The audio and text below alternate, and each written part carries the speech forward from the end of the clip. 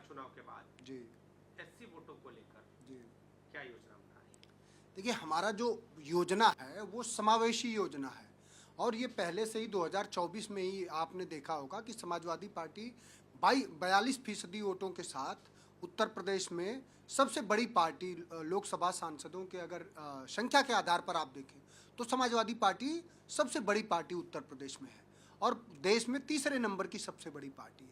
हमारी जो अवधारणा है, कम से कम राष्ट्रीय अध्यक्ष जी जो बात कहते हैं वो उससे एक चीज़ तो बहुत साबित होती है कि पूरे देश में अगर ममता का, मानवता का, इंसानियत का और संवैधानिक मान्यताओं का कोई नायक है तो अखिलेश जी।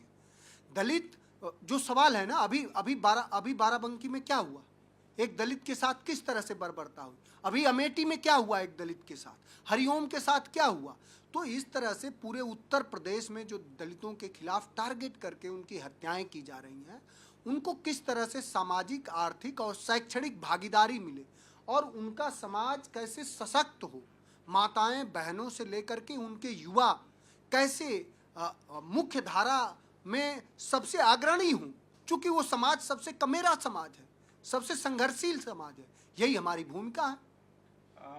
जिस तरह से भारतीय जनता पार्टी भी पिछले दिनों देखा गया कि उदा देवी पासी के यहाँ पर जो बलिदान दिवस है उसको मना रही है, तो अब उनका जवाब कैसे? भारतीय जनता पार्टी को मैं कहूँगा कि उदा देवी पासी, वीरांगना उदा देवी पासी का मूर्ति लगाने से बेहतर होगा उनकी मूर्ति सबसे भव्य समाजवादी लोग बनवाएंगे। उनके विचारधारा की भी बात करो, उनको पता है वो किसके साथ लड़ी थी। 1857 की लड़ाई बेगम हजरत महल के साथ उनकी लड़ाई हुई थी, उजियां गांव की थी, यहीं उनके पति शहीद हुए थे इस देश के स्वतंत्रता आंदोलन में और उसके बाद वो लड़ी। तो उन्होंने संदेश क्या दिया, उनकी विचारधारा क्या थी। वीरांगना उदा देवी पासी की विचारधारा थी गंगा जमुनी तहजीब, और गंगा जमुनी तहजीब को ध्वस्त करने का, इंसानियत को, मानवता को, सबको घोल के पी जाने का, सिर्फ अपनी सरकार बनाने के लिए हर तरह के भ्रष्टाचार को सरकारी जुमला और जामा पहना देने का। ये विमर्श वाले लोग, जो लोग लोकतंत्र को लूटने वाले लोग हैं, जो हमारे हजारों शहीदों के बलिदान पर जो प्राप्त हुआ, वो उदा देवी की बात कैसे कर सकते हैं। उदा देवी पासी का, वीरांगना उदा देवी पासी का अगर असली वैचारिक कोई प्रतिनिधित्व कर रहा है तो वो समाजवादी पार्टी कर रही है। सोनभद्र में एक घटना सामने आई है, उस पर क्या कहना है आपका?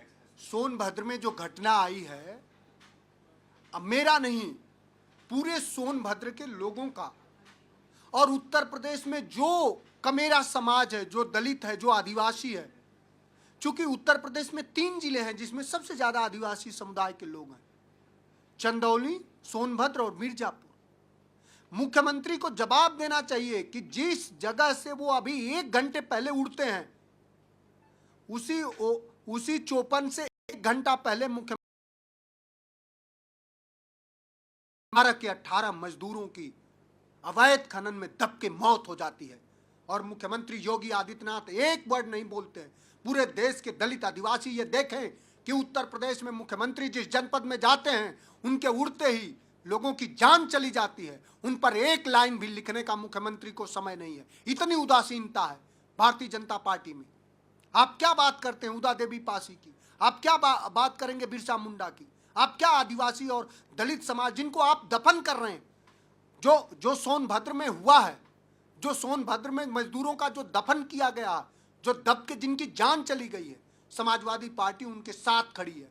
एक एक मजदूर को, समाजवादी पार्टी की मांग है, एक एक मजदूर को 1-1 करोड़ रुपया दिया जाए। और सोनभद्र में जितने अवैध खनन हो रहे हैं वो सब मुख्यमंत्री के संरक्षित अपराधी कर रहे हैं। उनके खिलाफ मुख्यमंत्री कड़ी से कड़ी कार्रवाई करे और वो देश के इस समय सबसे ज्यादा पैसे वाले लोग हैं, वो अपराधी, उनकी सारी संपत्तियां सीज होनी चाहिए।